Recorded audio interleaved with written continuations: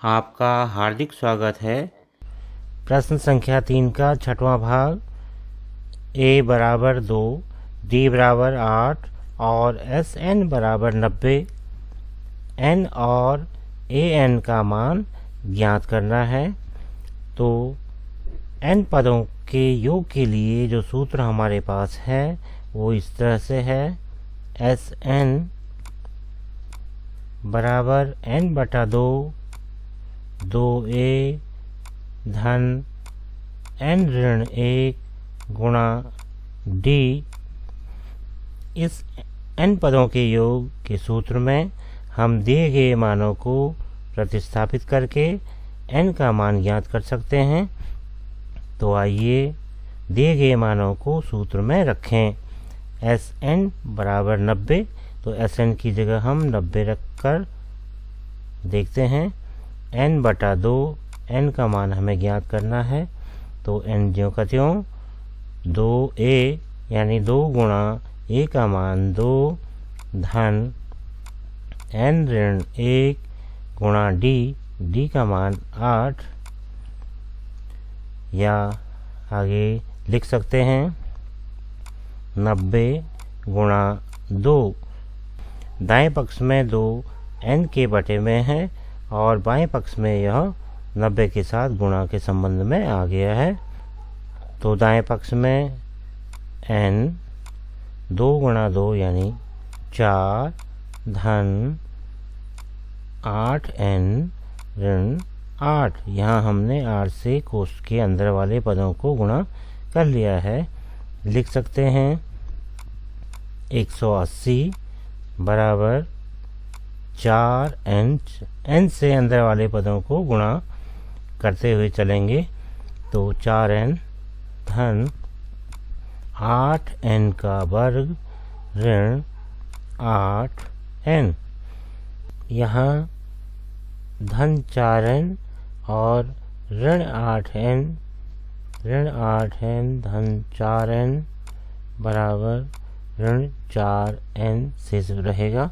तो आगे लिखा जा सकता है या 180 बराबर 8n का वर्ग ऋण 4n।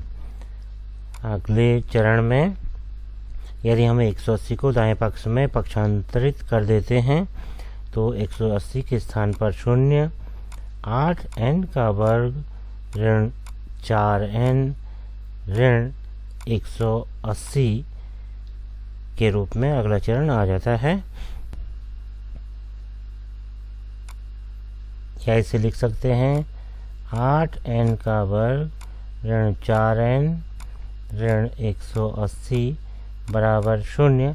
अब यदि हम बाएं पक्ष के तीनों पदों में 4 से भाग कर दें तो इस तरह से 2n का वर्ग ऋण n ऋण 45 बराबर 0 के रूप में नया चरण सामने आता है।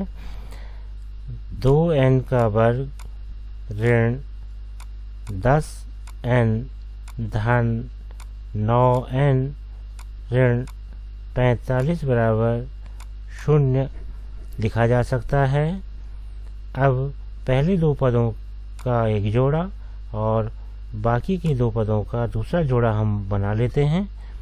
पहले जोड़े से उभयनिष्ठ 2n के रूप में हम ले लेते हैं और पहले पद में बचता है n ऋण दूसरे पद में बचता है 5।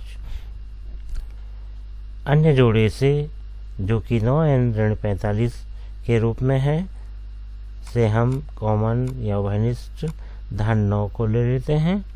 तो अंदर पहले पद में बचता है n ऋण दूसरे पद में बचता है 5। इस तरह से n ऋण 5 को एक बार पुनः उभयनिष्ठ लेते हुए हम अगले चरण में लिख सकते हैं 2n धन 9 बराबर 0। अब यदि एक बार हम n ऋण 5 बराबर 0 ले लें तो n बराबर 5 निकल आता है। और यदि हम 2n धन 9 बराबर 0 लेते हैं तो 2n बराबर ऋण 9 या n बराबर ऋण 9/2 प्राप्त होता है। यहाँ गौर करने वाली बात यह है कि n का ऋणात्मक मान नहीं लिया जा सकता, इसलिए n बराबर 5 n का मान होगा। अब हम प्रश्न के दूसरे भाग यानी an का मान ज्ञात करेंगे। तो nवें पद का सूत्र इस तरह से हमारे पास है an बराबर a धन n ऋण 1 गुणा d। n हमको ज्ञात करना है, a का मान हमें दिया गया था 2 धन n का मान हम ज्ञात कर चुके हैं, n बराबर 5 ऋण 1 गुणा d और d का मान जो दिया गया था वो 8 है। तो an बराबर 2 धन 5 ऋण 1 बराबर 4 गुणा 8 या an बराबर 2 धन 32 या an बराबर 34। तो इस तरह से an का मान हमें प्राप्त हो चुका है, an बराबर 34। अब हम अपने प्रश्न का आंसर या उत्तर दे सकते हैं। हमसे पूछा गया था n की वैल्यू, तो n का मान हम ज्ञात कर चुके हैं 5 के रूप में, और इसके साथ ही an का मान भी हम प्राप्त कर चुके हैं। an का मान 34 प्राप्त हुआ है।